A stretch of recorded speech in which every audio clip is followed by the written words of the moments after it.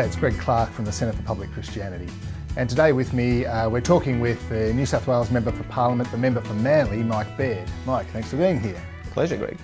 I've got to start off though, as a Rabbitohs fan, what is so good about Manly? Well, the Seagulls, as you would know well, are well ahead of the Rabbitohs. I can't deny that. They have been for a while. But no, outside of the rugby league team, honestly, we get up every morning and we pinch ourselves. We can call this place our home. I mean, the North Head beauty, the ocean, the harbour, I mean, it's just an incredible place. Great part of the world. Yeah. Now, politicians aren't the most popular people in Australia, but to add the label Christian in front of politician, I mean, probably makes you even more unpopular in the public view. Why did you get into politics?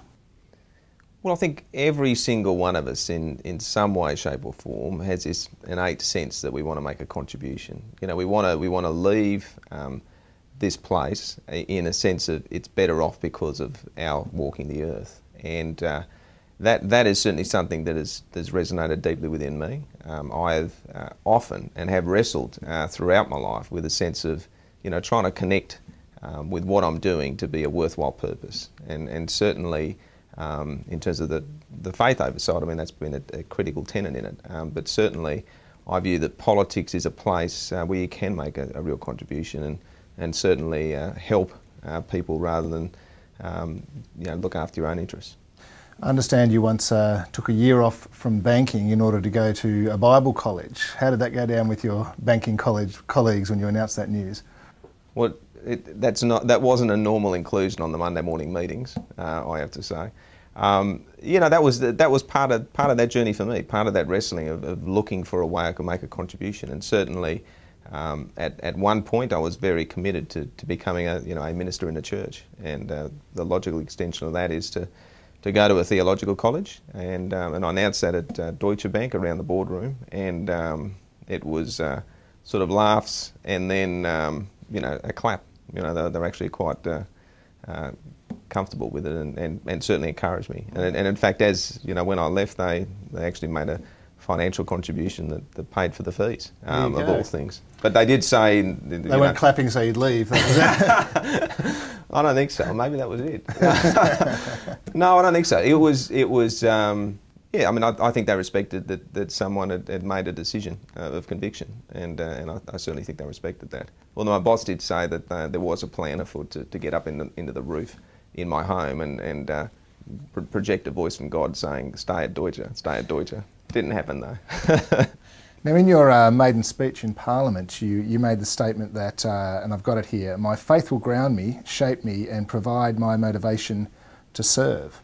How does that work out in practice in a secular parliament? Well, I mean, starting at the faith context, you know, really, if you do look at the Christian faith, it is the essence of service. So, you know, we have the Son laying down his life for all of us, and that's kind of the model, and many people, Christian and non-Christian alike, use that servanthood model in business and well beyond. So certainly it's first and foremost, it's about pursuing things that are in the broader good and the community good, you know, rather than yourself. Within Christianity, I guess especially in the US, there's been something of an alignment of Christianity with conservative politics, and that's received some criticism in recent years. What's your response to that kind of criticism? I think rightly so. I mean, it's again, it comes back to that previous point. It's not up to any group of people, you know, whether it be in Christianity, whether it be in Islam, to roll your faith and ideology across the world without any consequence. And certainly I think in the US that's been very damaging. And people, you know, at the heart of the Christian faith is an essence of servanthood, not one of domination. Mike, what are some of the particular projects you've been working on reasonably where you feel you've been able to serve the community and you're proud of what's been achieved? Well, there's a recent example with a place called Bear Cottage, and it's a little local hospice that looks after terminally ill kids and their families. That's something that's been outside the health system, so it's never been visited by a health minister, never received any funding. And it's a wonderful institution that's supported by the local community, a number of volunteers, and it's an incredible place.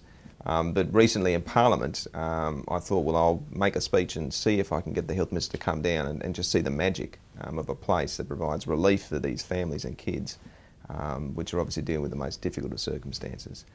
So in speaking in Parliament, I probably did what a leader shouldn't do, and that was that I actually broke down when I spoke about it. So moved by the incredible trauma of the place and the joy when they try and celebrate, small victories for kids that are trying to deal with terminal illnesses. And in that I saw kids in the gallery who were vice captains and captains of schools, and I was moved because I thought every parent there would want their kids like that, and some just don't get that chance. But in the speech and obviously through breaking down, there is that sense of empathy with your local community, and there is our overall sense of passion for wanting to make a difference for these families that are impacted.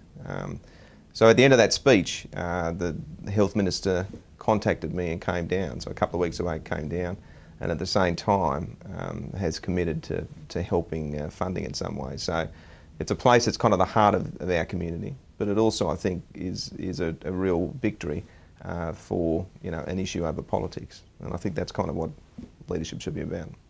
It's often said that politics is all about compromise, but there must be limits to that for a Christian. What parts of your Christian faith cause you to limit where you can compromise? Where won't you compromise? Well, I think anything that challenges who you are and what you believe. I mean, you have to draw the line at those sort of things.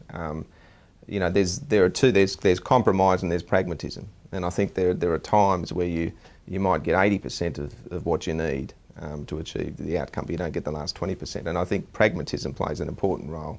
But I think compromise, if it takes away who you are and what you believe in, then that's untenable. I mean, I certainly believe that. And I think that there are a number of instances where you could take a compromise route where you just shouldn't. Mike, last question. One day you'll have to look back on your political life. I'm sure you hope it's a long time down the track. What do you want to be seeing? What do you want to be remembered for when you do that? I mean, I'm a great admirer of William Wilberforce. In fact, in my office, I've got up 3 pictures. I tried to shape, what did I want to sort of govern sort of each day in terms of actions and inspiration. So there were 3 words that I kind of used in the campaign, which are integrity, passion, and results. And the picture I've got for integrity is William Wilberforce, and I think his battle for the abolition of slavery is an incredible testament to him and one of courage that I draw on. I will say that in the movie he didn't look too great at the end of that journey. But certainly integrity is one. The passion was Martin Luther King Jr., and I think his passion for what he was fighting for was just an incredible inspiration as well. And the third one is results, and I've got a local who's achieved both for the community, state and country, so Roden Cutler. And so I think that a meshing of those 3 individuals, if someone came to me at the end of my journey and said that Mike acted with integrity, passion and achieved results for his communities and his state, I'd be very proud. Mike Baird, thanks for your time. Pleasure.